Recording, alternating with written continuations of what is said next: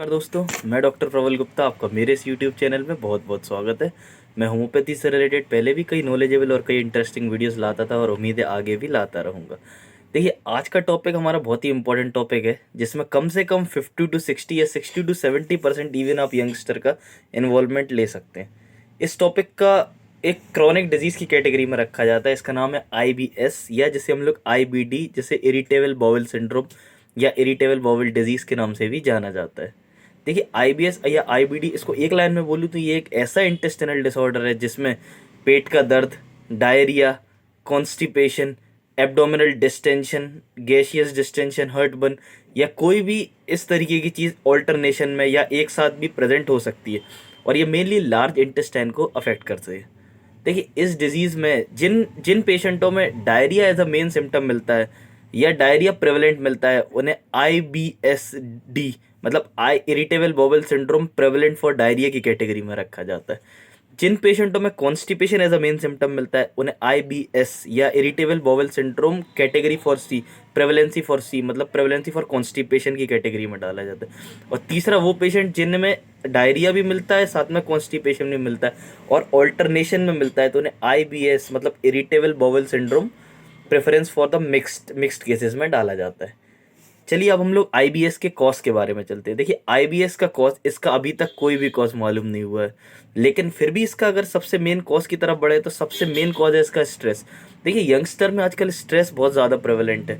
Stress, देखिए, job ना लगने की वजह से, कोई उनके फैमिली मैटर्स या कोई भी फाइनेंशियल कंडीशन को लेकर, कोई भी इस तरीके का फैक्टर जिसकी वजह से यंगस्टर में स्ट्रेस आए, वो कॉज होता है उनका IBD या मूवमेंट की इरेगुलरिटी या इरिटेबल बाउल सिंड्रोम के लिए।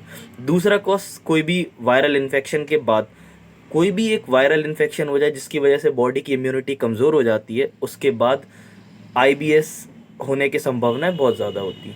तीसरा, आपका नर्वस सिस्टम की वीकनेस, कोई भी इरेगुलरिटीज़ हो जिसकी वजह से आपका नर्वस सिस्टम और डाइजेस्टिव सिस्टम, इन दोनों का कोऑर्डिनेशन अलग अलग हो, उसको उस कंडीशन में भी IBS बहुत ही प्रेवलेंट देखने को मिलता है। चौथा केस, कोई भी irregular contraction of the intestine, अगर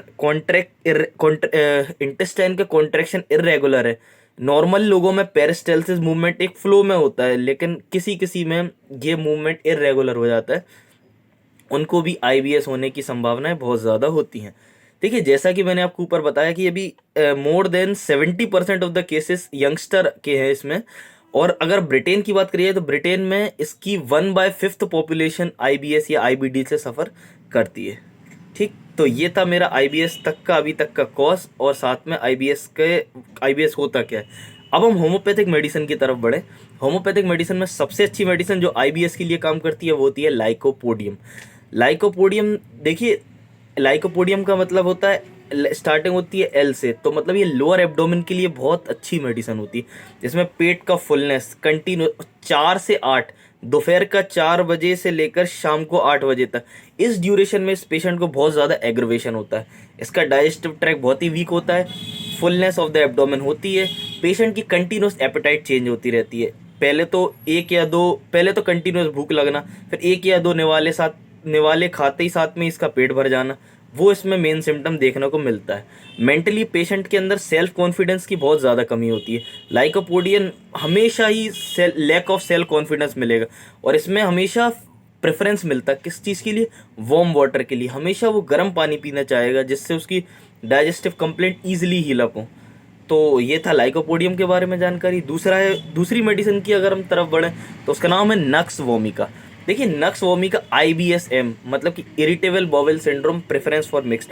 जो पेशेंट मिक्स्ड कैटेगरी के होते हैं, जैसे कि जिनमें आज कॉन्स्टिपेशन हुआ, कल डायरिया हुआ, परसों कॉन्स्टिपेशन हुआ, नरसों डायरिया हुआ, इस तरीके से ऑल्टरनेशन में चीज़ें चलती हैं, उन पेशेंटों के लिए नक्स वोमिका बहुत अच्छी मेडिसिन है। इसमें small amount of stool pass out होता है, लेकिन बार बार पेशेंट को अर्जिंग होती।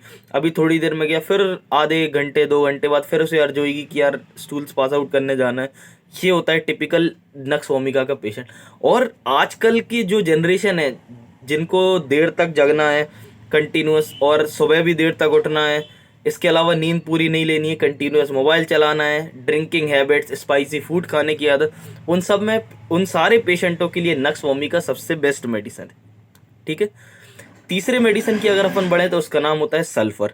देखिए होम्योपैथी में सल्फर एक बहुत ही किंग होती है एंटीसोरिक की। इसमें पेशेंट को सडन डायरिया होता है अर्ली इन द मॉर्निंग, जैसे ही उठा 5 बजे के आसपास, 6 बजे के आसपास, हाल उसे वॉशरूम की तरफ जाना ही है, क्योंकि उसको उसका मेन सिम्टम यही बताएगा कि डॉक्टर साहब मुझे सुबह उठते ही साथ बिल्कुल एकदम डायरिया प्रेवलेंट हमेशा ही मिलता है, और मॉर्निंग में डायरिया मिला, और इवनिंग के टाइम में कॉन्स्टिपेशन की प्रेवलेंसी। और इसके अलावा इसमें मेंटल सिम्टम बहुत ही अच्छे मिलते हैं सल्फर में। सल्फर वाले पेशेंटों को नहाना बिल्कुल पसंद नहीं होता। वीक पेशेंट होता है, हमेशा स्टूप्ड शोल्डर मिलेगा, उसके शोल्डर हमेशा झुके रहेंगे कहीं ना कहीं, ये इंडिकेशन होता है सल्फर का। हमेशा वो पुरानी चीज़ों को सहोच के रखता है, कि रेग्ड फिलोसफर के नाम से भी जाना जाता है। ठीक, अब हम लोग चौथे मेडिसिन की ओर बढ़े, तो चौथे मेडिसिन जिसका नाम है अर्जेंटम नाइट्रिकम। देखिए अर्जेंटम नाइट्रिकम होम्योपैथी में बहुत अच्छी मेडिसिन होती है आईबीडी के लिए या आईबीएस के लिए। इसमें डायरिया का कॉज मेनली 2 कारण की वजह से होता है। एक तो नंबर 1 कॉज जो हो गया वो होता है ज़्यादा मीठा खाने की वजह से।